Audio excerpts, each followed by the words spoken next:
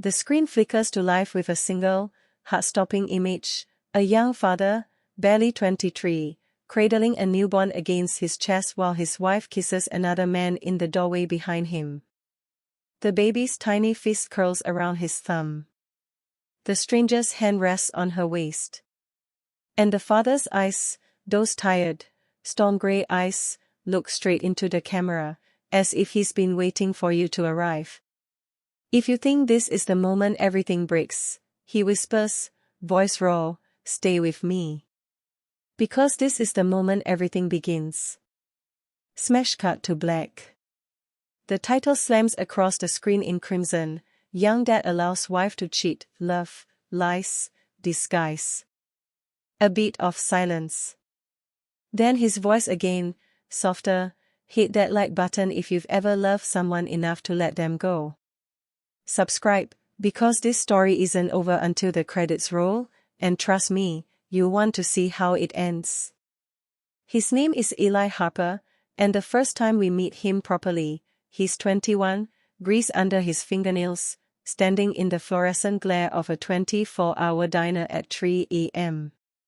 He's just finished a double shift at the auto shop, apron still knotted around his waist, when Maura walks in, rain-soaked curls plastered to her cheeks, wedding veil tucked into her purse like contraband.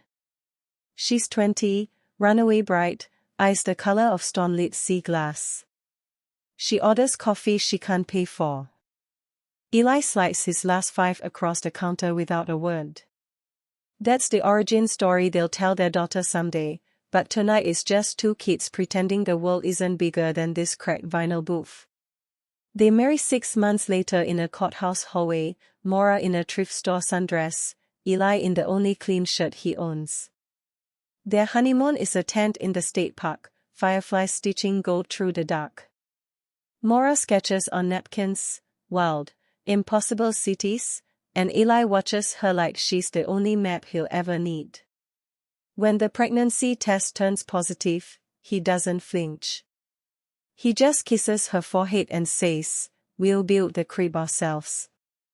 They do. It's crooked, one leg shorter than the rest, but their daughter, Luna, sleeps in it like it's a palace.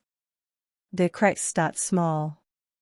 Maura's sketches stop being dreams and start being applications, art programs in Paris, residencies in Tokyo. Eli's hands blister from overtime, from side gigs fixing neighbors' lawnmowers at midnight. Luna learns to walk in the aisle of the auto shop, toddling between 2 chests while Eli hums old country songs to keep her from the sharp edges. Maura's laughter grows quieter. She stares out windows like the glass is a door.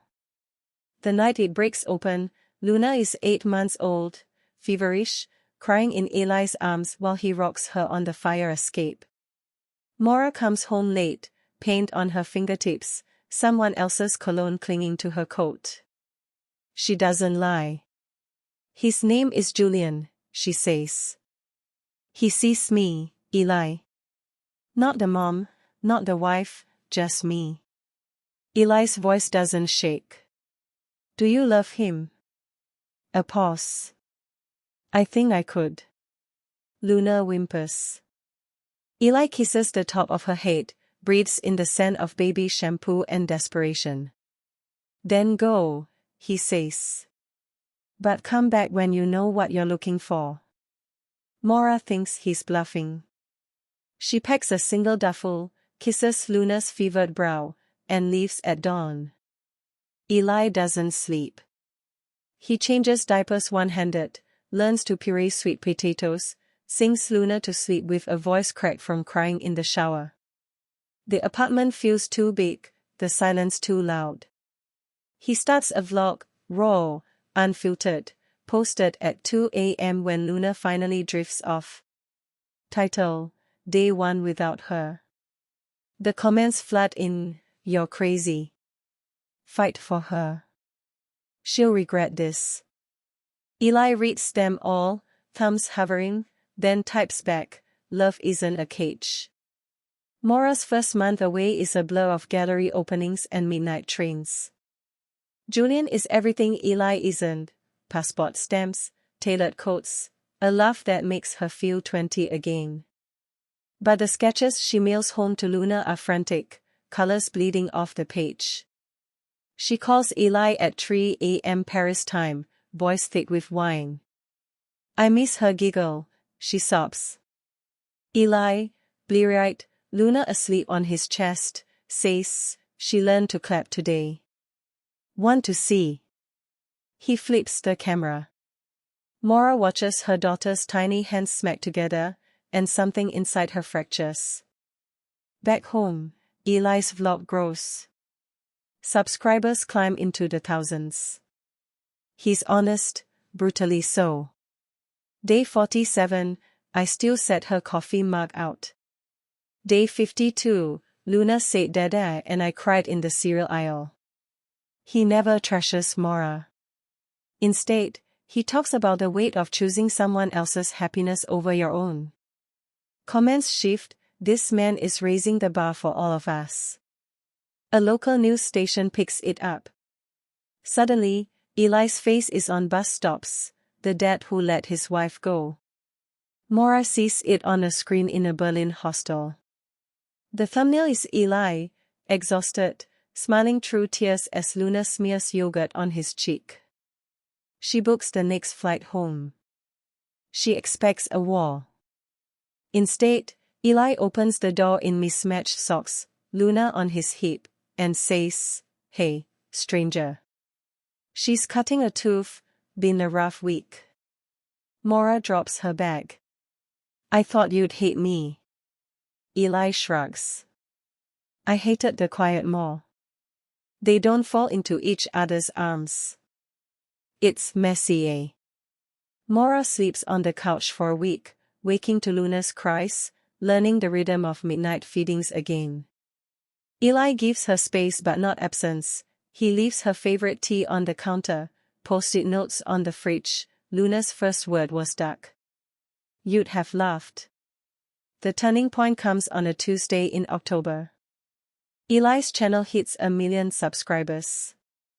A brand offers sponsorship, enough money to fix the leaky roof, maybe even a down payment on a house.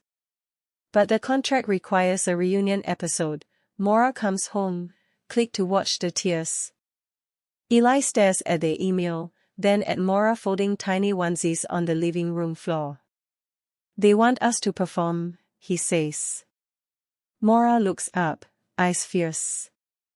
Then let's write our own script.